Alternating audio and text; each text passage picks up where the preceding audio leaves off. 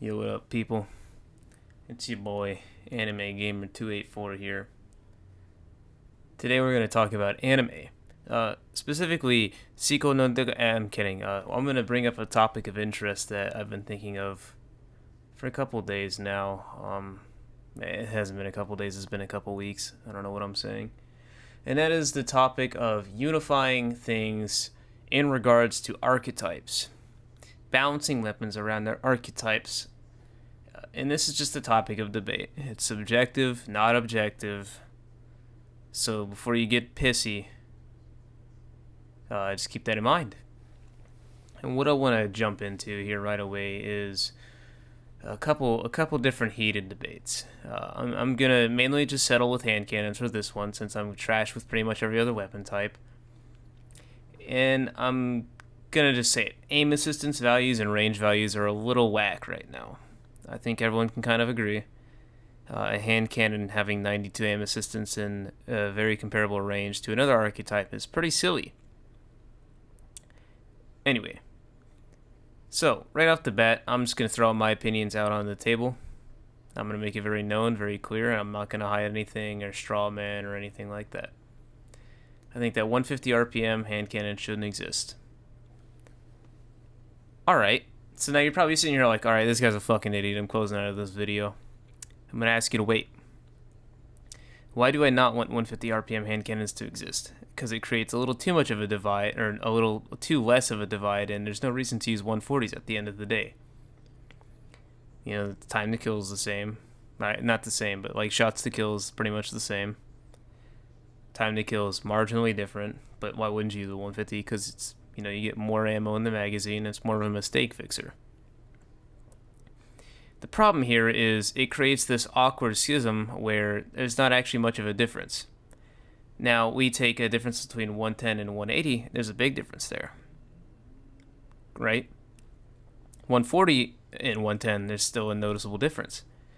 110 to 150, still a noticeable difference. 150 to 180, still a noticeable difference. 140 to 180, still a noticeable difference. 140 to 150, where's the fucking difference? Oh, well, you move faster with one. I disagree with that gimmick. And I feel like that we should just get... How can I'm trying to think here of how I can word this. Again, you guys know I'm the one-take wonder. Okay, easy. So I would say limit this weird archetype modification shit, limit it to exotics. So like things like Thorn, Lumina, etc. Keep those at 150. I think that's pretty sick. Keep Last Word at 225. That's my basis of this, keeping exotics at their current RPM, and let exotics be the rule breaker or the exception for these awkward RPM things. Okay, so I've broken that down, and I'm going to say make the current 150s that are legendary in lightweight frame, make them all into 140s with lightweight frame. So instead of having this weird RPM divide, we just now have two different types of 140s. Some people will complain about it and be like, "Oh, well, that's not divisive enough or whatever." Like, shut the fuck up, bro. The problem with 150s right now is the fact that they shouldn't exist. And yes, I'm a little salty in general about the fact that they have higher aim assist and almost marginally no difference in range, but this is a whole different topic. Anyway, continuing on to said topic. I feel like aim assistance values across the board should be unified per archetype. Now that sounds a little goofy, and I'm going to elaborate on that. So we'll say that 140 RPM hand cannons every single one should have a base aim assistance value of, throwing a random number out there, 70, 75. Cool. Leave it like that. 110s have a base aim assistance value of, I don't know, 80 or something. 180s have a base aim assist value of, I don't know, 50. Do you see where I'm getting at? Range and all that, range, impact, etc. That brings up a whole different topic, but I think that weapon exclusive perk should be featured a little bit more, and recoil direction and etc. etc. So like, should Ostringer get things like multi-kill clip? No, I think that something like Spare Ration should get multi-kill clip.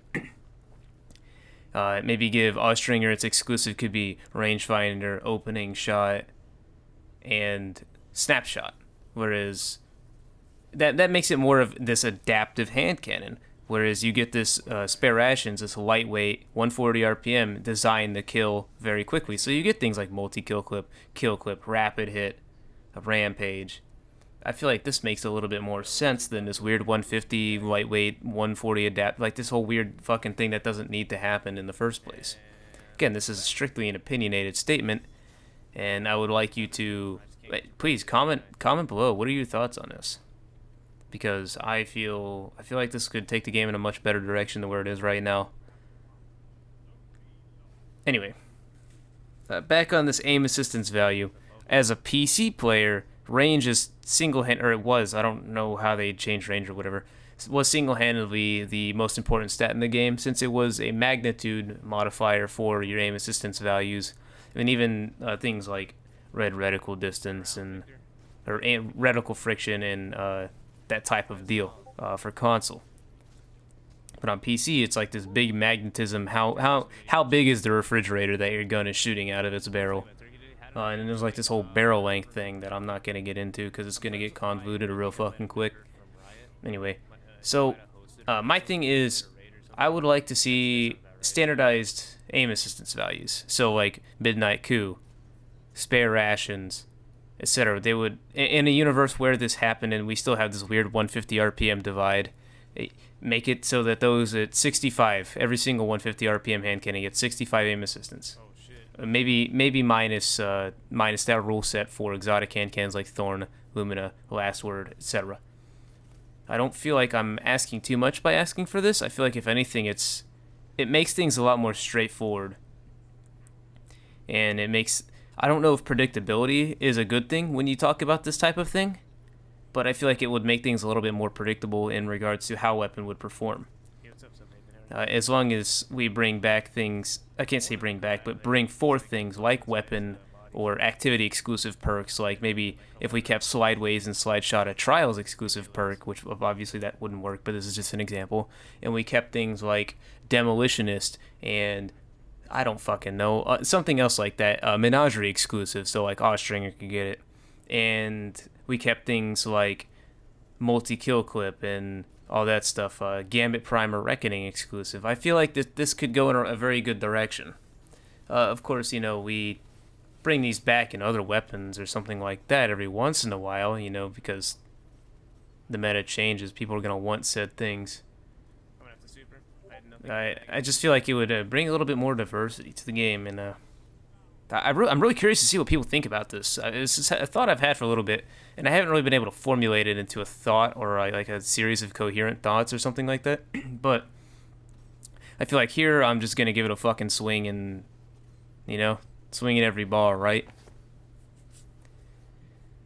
Let me get into the topic of pulse rifles, since I know pulse rifles get a little bit weirder, since there's 450 RPM and then there's 450 RPM foreburst, which is the aggressive frames.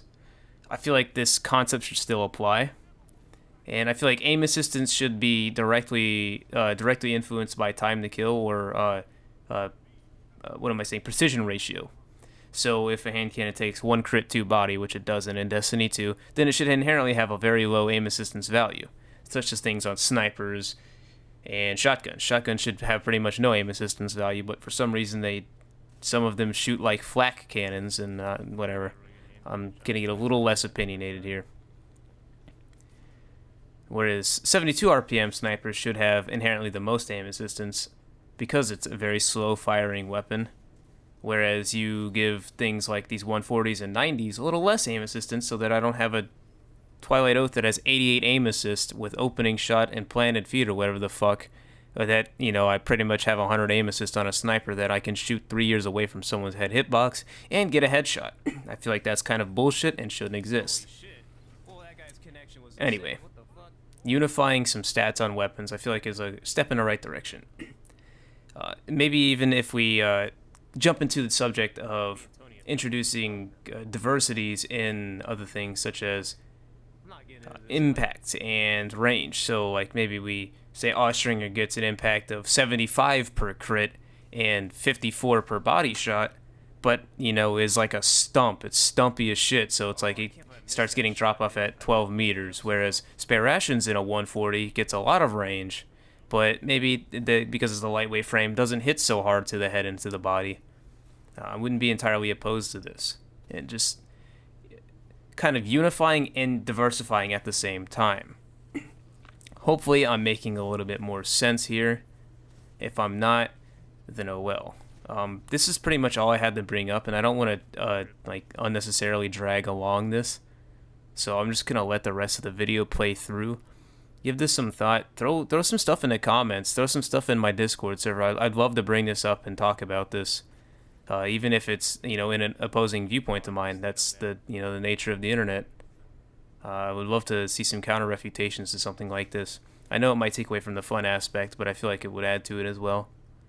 So if this is something that kind of got a little fire lit in you, let me know, man. Let's talk. That goes for everyone. Talk with the community. Talk with me. Let's have a little bit of a discussion on this. As always, guys, I appreciate the watch. And hit me up. Let's see what we can happen with this. See you guys later.